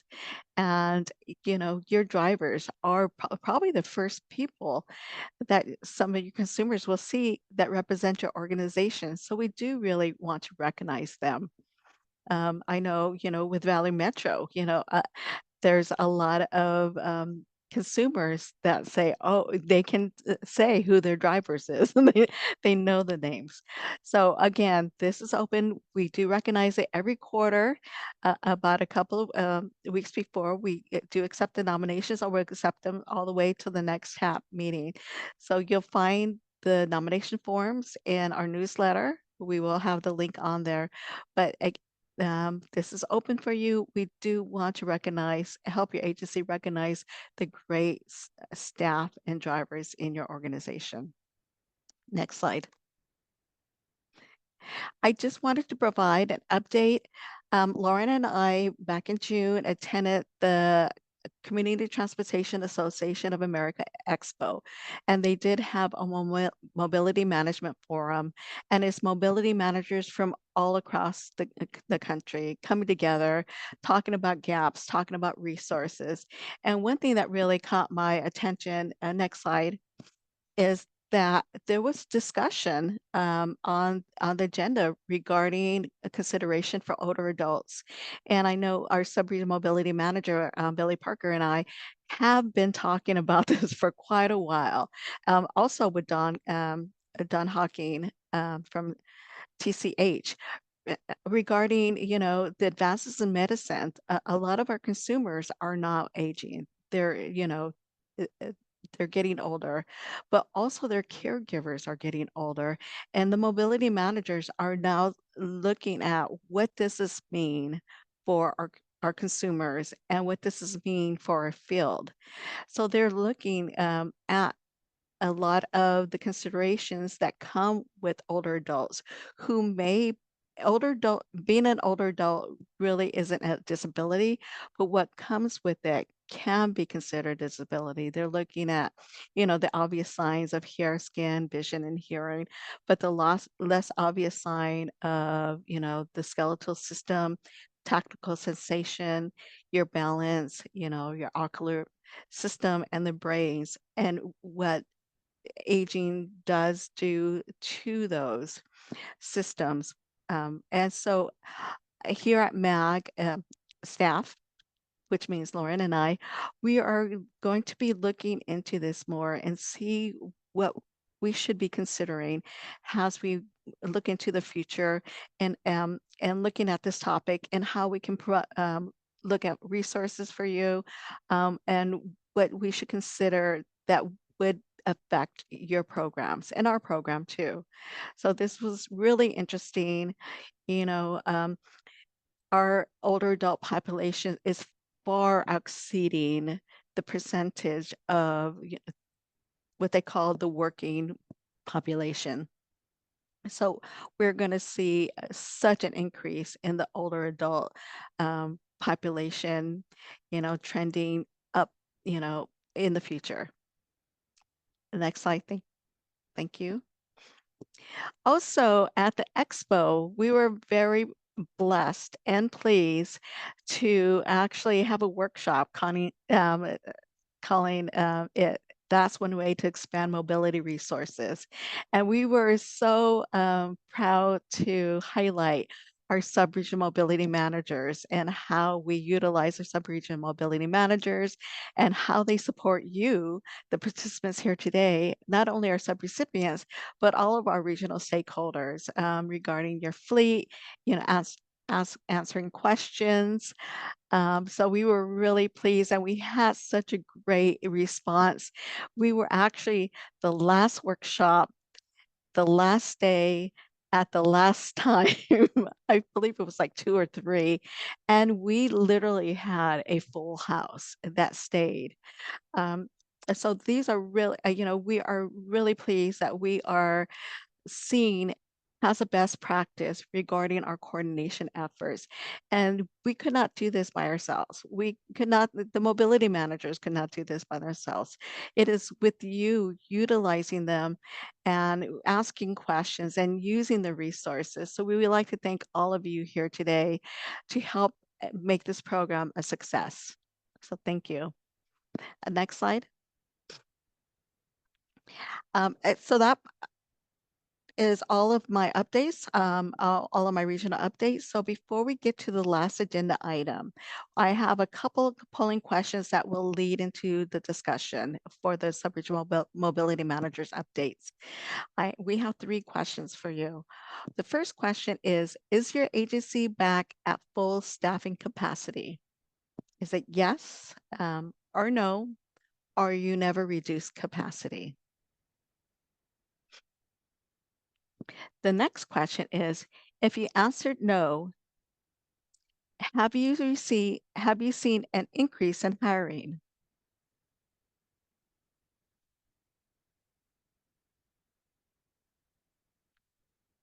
And the third question, do you have enough drivers for the transportation trips you provide to your consumers? So we greatly appreciate you answering these questions. So the first question, is your agency back at full staffing capacity? Yes or no, or never reduce capacity? Or if you answered no, have you seen an increase in hiring? Yes or no? And then the last question, does your agency have enough drivers for the transportation trips you provide to your consumers?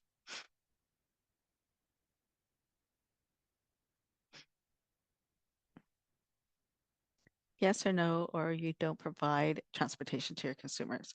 So thank you for taking the time to answer these questions.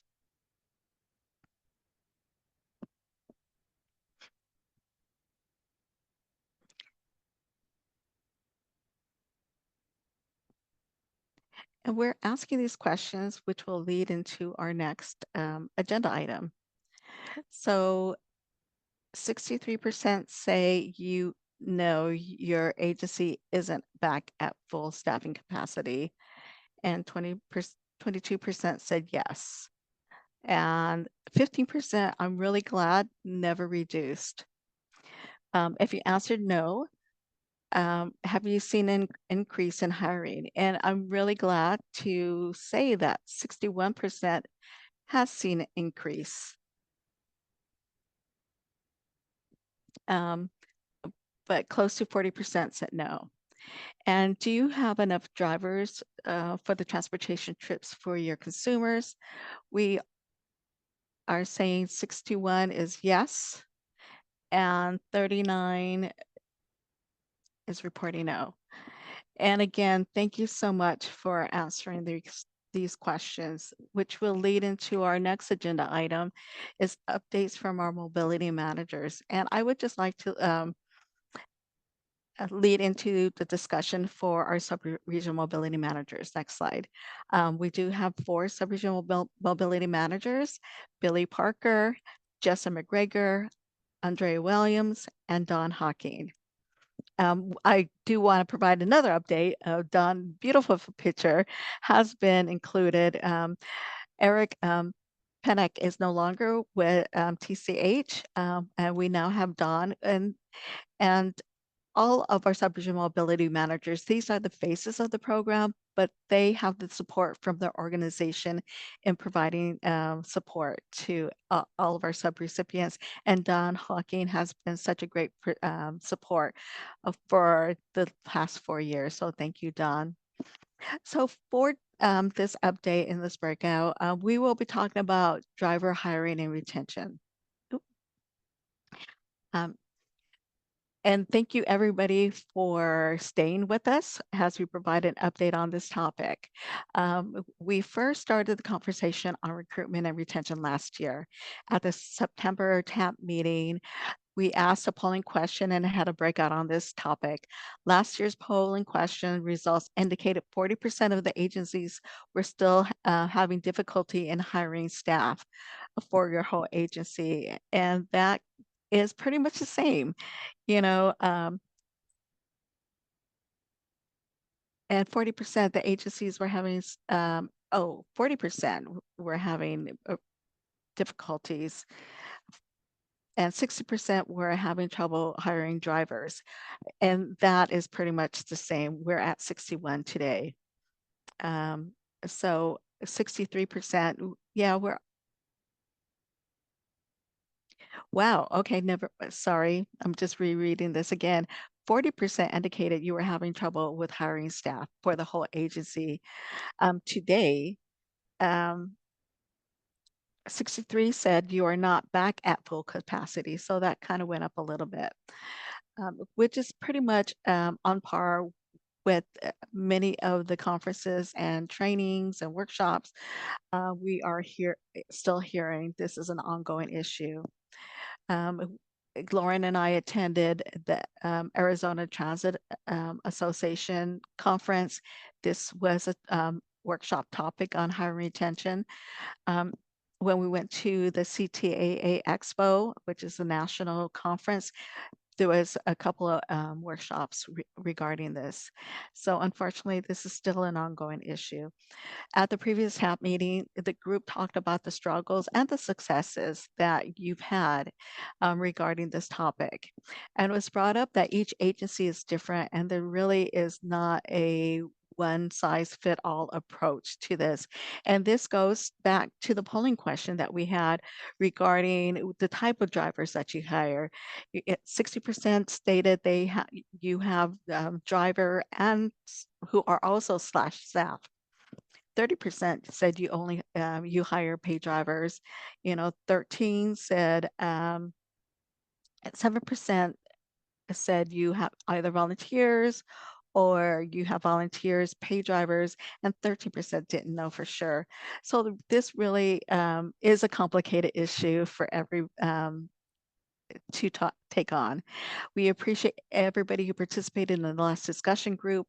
We gathered some insights into the challenges of driver recruitment and retention and some strategies, such as acknowledging the importance of recognizing and appreciating the contribution of drivers and of finding innovative ways to meet staffing needs.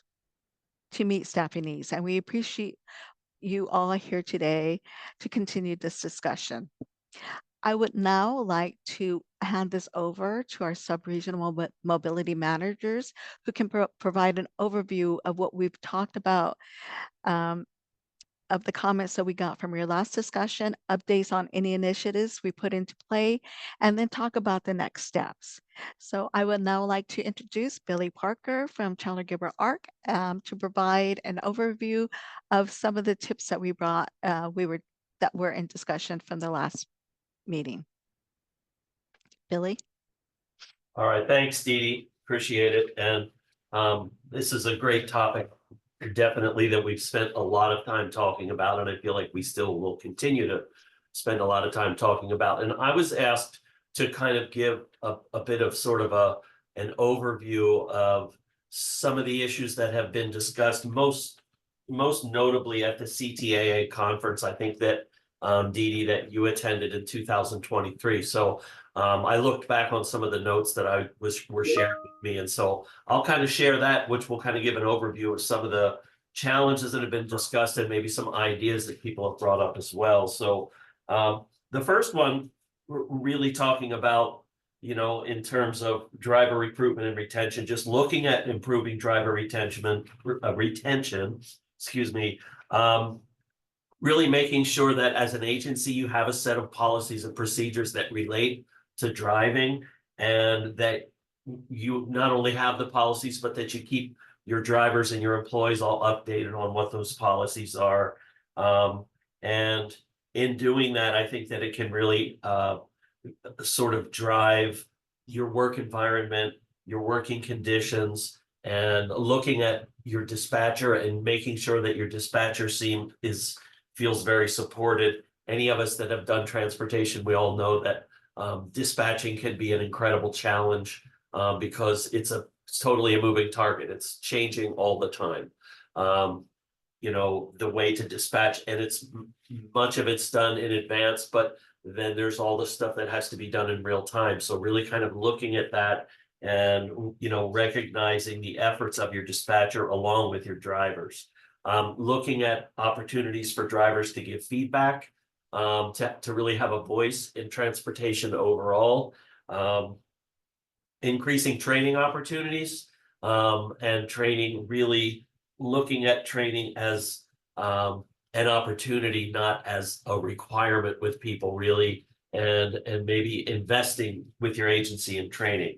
And then also having a sort of a system in place if drivers have things they want to share that they feel are real positive, some planning suggestions, issues and concerns that they have about the way driving is working. So that's one of the items around driver retention. Also really looking at, innovative approaches, looking at mentor processes or like a buddy system for driving to make people really feel comfortable in the driving that they have to do and make sure that they're not out as the only driver in the vehicle straight out until they're ready to do that. So also what was mentioned is looking at, and it kind of goes back to organization of drivers and looking at really a driver advisory committee and looking at, what kind of issues that they want to talk about,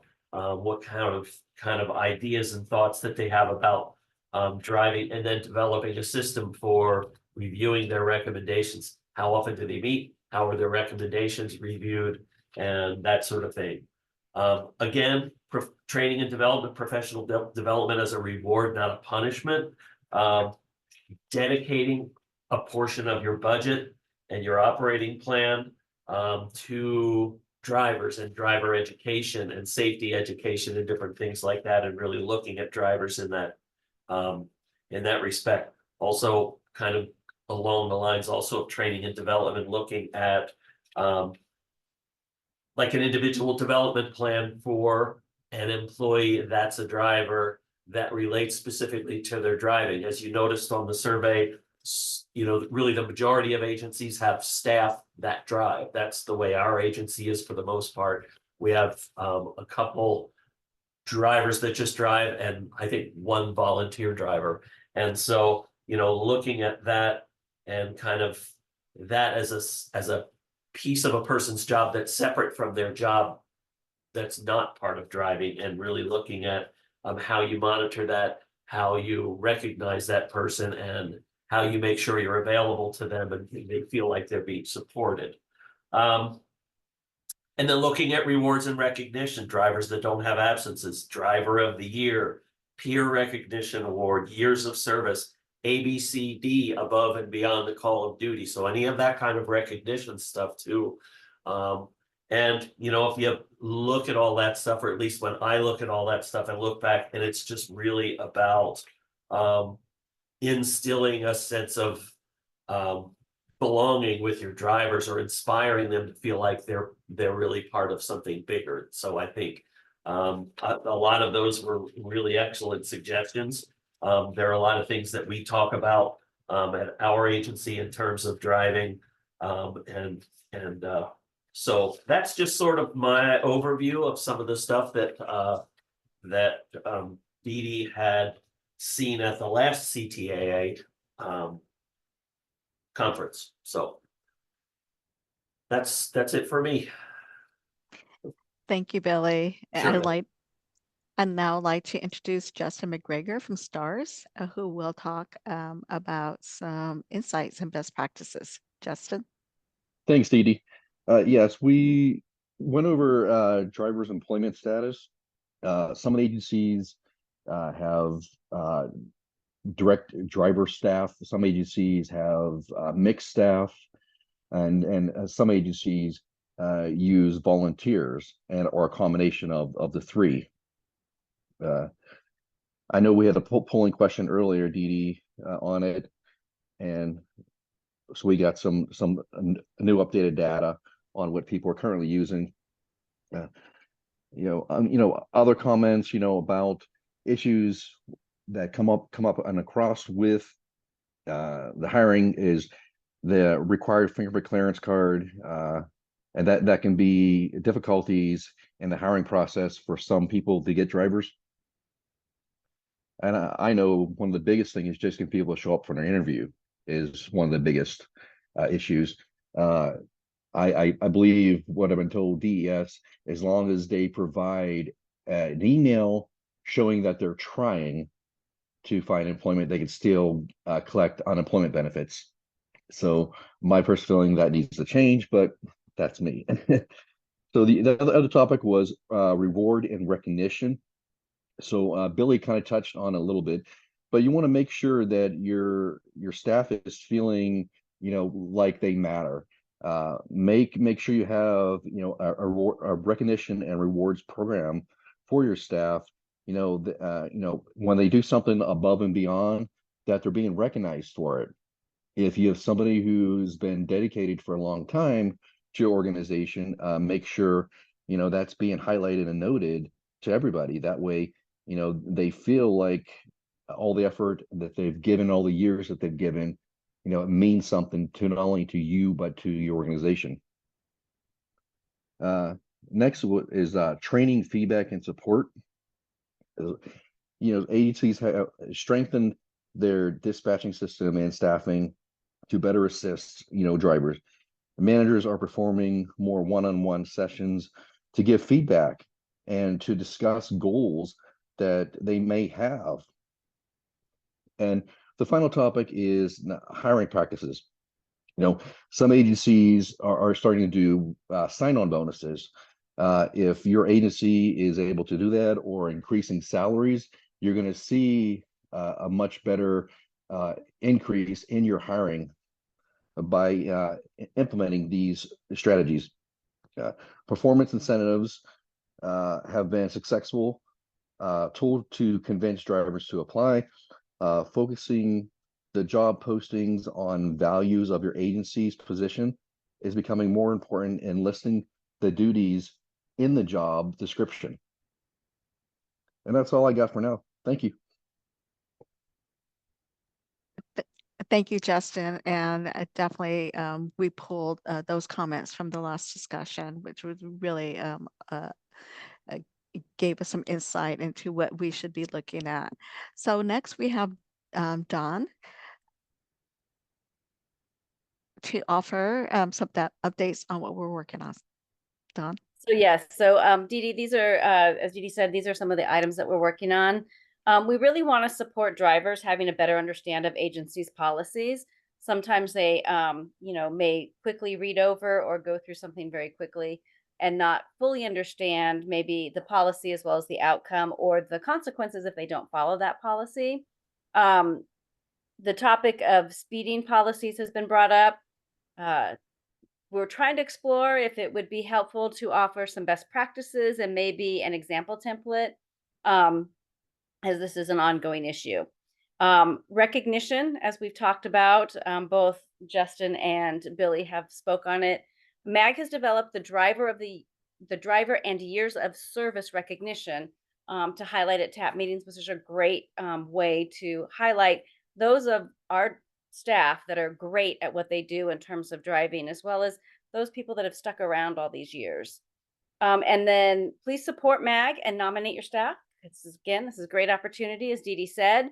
You can find the information on the MAG website if you're not sure where to look, or reach out to Dee Dee and Lauren and they'll help you out. And then retention, there was a suggestion to do a driver survey to find out directly from the drivers why they choose to stay in their organizations. Just a quick side, I know for TCH, we have some individuals who are qualified to drive and they choose not to. Don't know if it's because they're afraid of some of the bigger vehicles, but trying to figure that information out as well. And that's what I have. Thank you, Don, for that overview. It definitely, again, we have the the staff recognition and driver recognition. So please reach out to us. And next we have Andrea Williams from Gompers, who will provide an overview of our next steps. Hi. Next steps, we will, in alignment with policies, we have created the speeding policy, and ours is a very strict one. We have alarms set through our geotab tracking system where you'll get a set of 3 beeps if you're going over 2 miles per hour. And then if you're going over 4, it'll be a rapid 10 beeps. And it really has decreased the speeding exceptions that we are seeing. And, unfortunately, we have had to have some corrective action and terminate some individuals because they just were not adhering to the policy. We're trying really hard still with ride sharing. An agency reached out to Gompers the other day because we have 48 vehicles. And so an agency reached out, they had one vehicle and one driver. And they were going to do something, but the driver couldn't do it. So we have a contract put into place that allows us to do the ride sharing. Again, next steps for the rewards and recognition. Yes, nominate those drivers, because sometimes it does feel like all you're doing is just punitive actions where everybody has corrective actions and they're not really getting praised or recognized for coming in every day. We have split shifts at Gompers, and so I've been told that it's like riding a roller coaster twice a day. In the morning, you never know who's going to call out or who's going to, use their sick time. And then you get through the morning and then you have to do it all over again in the afternoon. And so, we're working on that for the people who show up every day, don't use their sick time when they have 15 minutes. We're also thinking about doing a survey as well. Our hiring, we're broadening our platforms and we're using more social media. We have seen an increase in hiring. They are showing up, but ours seem to stop at the drug test when they have to go use the drug test. It comes back and, we can't have that. So it is getting better. We still do not have a transportation director. We will be posting that on September 15th. So really looking forward to that because it's been me. So, and that's what I have. Okay, thank you, Andreas. Oh, I know this is a lot of information. We did have a full discussion. So there was interest in having a longer meeting, and we are planning to have about an hour and a half, 2 hour focus group meeting to follow up on this discussion. And during that meeting, MAC staff will share current information that we received at the CTA and ASTA conference on hiring and retention. We'll also share additional information on the feedback we received from today's discussion. We will talk about conducting a possible driver survey, something that Andrea just mentioned that they do, and Billy Parker was really interested in pursuing that. So we want to know what would that look like if we were to provide that driver survey. And we want to provide more time for the discussion on volunteer driver recruitment. I know we do have a couple of volunteer driver programs here today, but Billy Parker did also mention that they do utilize volunteer drivers. So I think we want to dedicate some time to talk about that. The goal of the focus group is to pull together some best practices from all our discussions that would be beneficial for our agencies in the region, and then share our findings.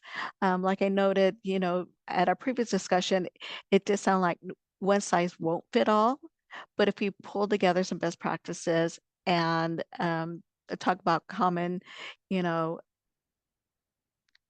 issues that you're all seeing, and talk about pulling together some strategies that we can utilize for our agencies in the region, we would like to share that with the group.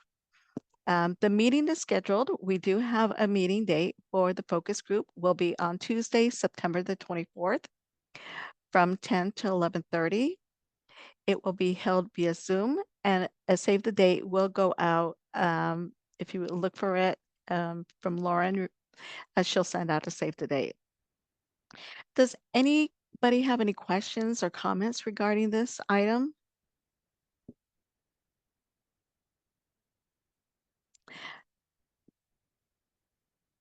Okay. Again, the save the date for the focus group on hiring and retention will be on September the 24th. I hope that you will be able to attend. And again, we are looking to see how we can utilize the resources from that discussion group. And we'll share all of the information that Lauren and I received from attending these conferences. And also a reminder, this does count as a participating in coordination efforts. So I just wanted to let you know. So thank you everybody for being here today. I did get a question. Do we know when we'll be having in-person meetings again? No, we could take a polling question on that. It's been my experience because I attend several meetings statewide and regional meetings that some that have been, requested to be in person have not been attended fully. So we'll still take this into consideration. It would be good, TAP is only done, 4 times a year, but we will look into if there's enough interest in having a in-person meeting. So thanks for wanting to do something in person and being connected to your fellow organizations. Thank you, everybody. That concludes our discussion. Thank you, everybody, for participating. We could not do this without your feedback, without your participation. We do really want to look at the hiring and retention to see how we can support you in overcoming this. And again, it's just not a regional issue. It's not a statewide issue. It's a national issue. And we would like to share any information that we receive to you. So thank you. We know you're on the front lines. Thank you for all the work that you do, and we appreciate you spending your afternoon with us. Have a great rest of the day. Thank you.